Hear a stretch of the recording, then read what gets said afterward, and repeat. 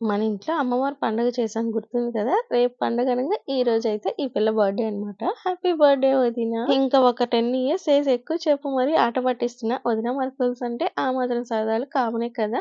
ఇంకా ignore my face అనమాట. అప్పటికి అమ్మవారి పూజ కోసం 3 డేస్ నుంచి తిరుగుతూనే ఉన్నా. అండ్ అప్పుడు కూడా గుడికెళ్ళిపోయామనమాట. ముందు రోజు శారీ ఇస్తేనే అమ్మవారికి తెల్లారి కడతారని. అసలు ఆ రోజు ఎంత లేట్ చేసినా గానీ నా మీదైతే అలగలేదు. Thank you for understanding. ఇంకా మనోళ్ళకైతే ఒక కేక్ సరిపోదనమాట. ఇంకా పాండా కేక్ కూడా తీసుకొచ్చారు. చీరాల్లో ఉండేవాళ్ళకైతే ఇప్పటికే ఈ ప్లేస్ అర్థమైపోయి ఉండాలి. ఇంక ఇక్కడే డిన్నర్ కూడా కంప్లీట్ చేద్దామని చెప్పి ఆర్డర్ చేసేసాము. సాటర్‌డే అవ్వడం వల్ల మేమేమో నాన్ వెజ్ తినం. ఇంకా బర్త్‌డే గర్ల్‌కైతే నాన్ వెజ్ పెట్టకపోతే అస్సలు బావుండదు కదా! తనకి తినే వాళ్ళకి నాన్ వెజ్, మా అందరికి వెజ్ అనమాట.